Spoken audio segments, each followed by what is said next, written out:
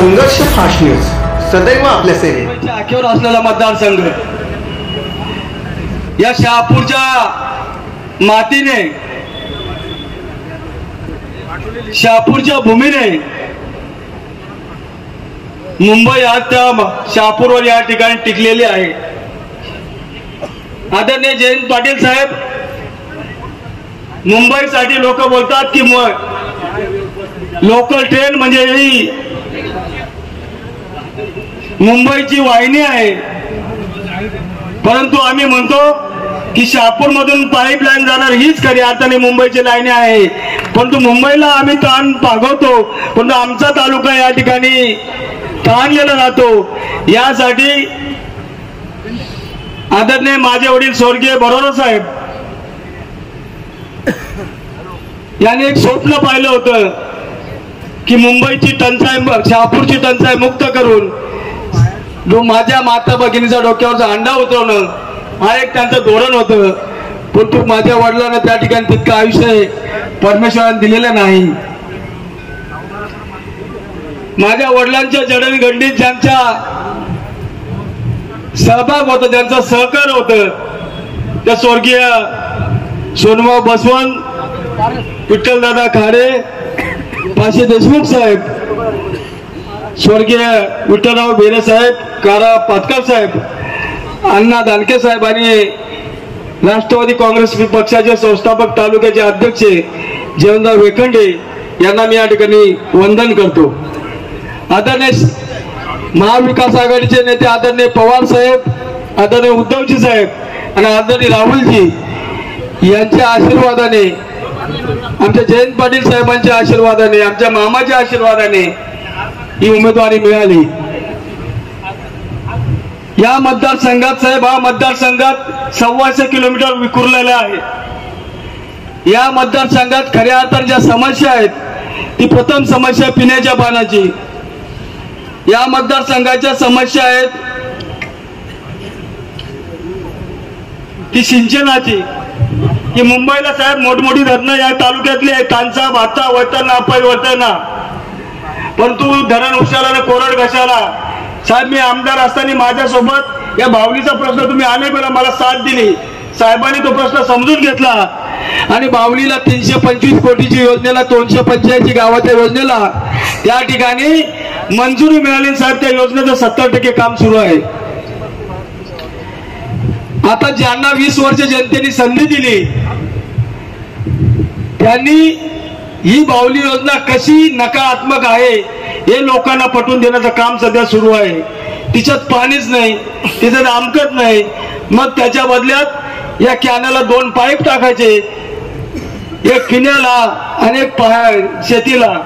मग 20 वर्ष तुम्हाला सुचलं नाही पाईप टाकायचं. आता 4 टर्म भोगले, आता पाईप टाकायचे सुचते. तुमच्या कोणत्या पाईपाचं पाणी लागतं ते आम्हाला माहित आहे. या मतदारसंघात आपण बघितलं असेल की साहेब, हा महाविकास आघाडीचा घटक पक्ष म्हणून या मतदारसंघात आता ताकदीने उतरलेला आहे. राष्ट्रवादी शरदचंद्रजी पवार साहेब, शिवसेना उद्धव बाळासाहेब ठाकरे यांचे सर्व शिलेदार आता ताकदीने उतरलेले आहेत.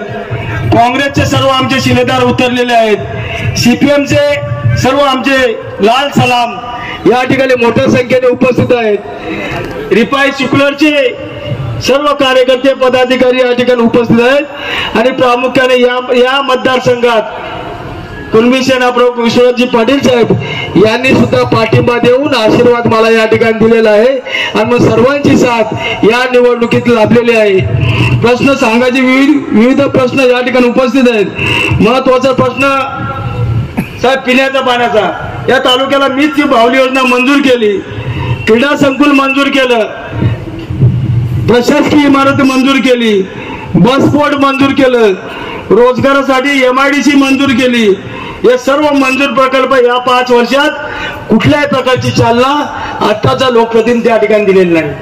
आणि मग काल एक सभा झाली गुलाब यांची, त्या ठिकाणी माझ्या नाव नाही घेता टीका केली. पण साहेब, त्यांनी ते प्रस्ताव त्या ठिकाणी मांडले, ते मी मंजूर केलेच प्रस्ताव मांडले. एक क्रीडा संकुल प्रशासकीय इमारत बॉसपोर्ट बावली साहेब मी मंजूर केलेले प्रकल्प आहेत ते मार्गी लावलेत, फक्त या लोकप्रतिनिधी कोणत्याही प्रकारचं लक्ष न देता दुर्लक्ष केल्यामुळे प्रकल्प राहिलेले आहेत. आणि म्हणून माझ्या जनता जनार्दनच्या आशीर्वाद या ठिकाणी मला मिळालेच आहेत. हे पाचही प्रकल्प मी 100% तुमच्या आशीर्वादाने हे या ठिकाणी तुम्ही संधी देणार आहात आणि ते वर्षभराच्या 2 वर्षाच्या आत हे प्रकल्प मार्गी लावल्याशिवाय राहणार नाही असा विश्वास या ठिकाणी देतो.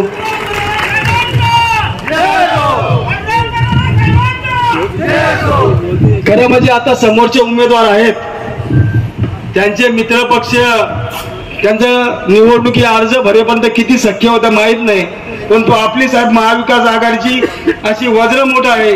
आमचे बाळामामा म्हात्रे, आमचे विश्वाजी तळे साहेब यांनी सर्वांना एकत्र घेऊन ही महाविकास आघाडीची काँग्रेस, शिवसेना, राष्ट्रवादी, CPM, कुणबी सेना, RPI सेक्युलर यांची वज्रमूठ करून देण्याचं काम आदरणीय बाळामामांनी या ठिकाणी आम्हाला करून दिलेलं आहे.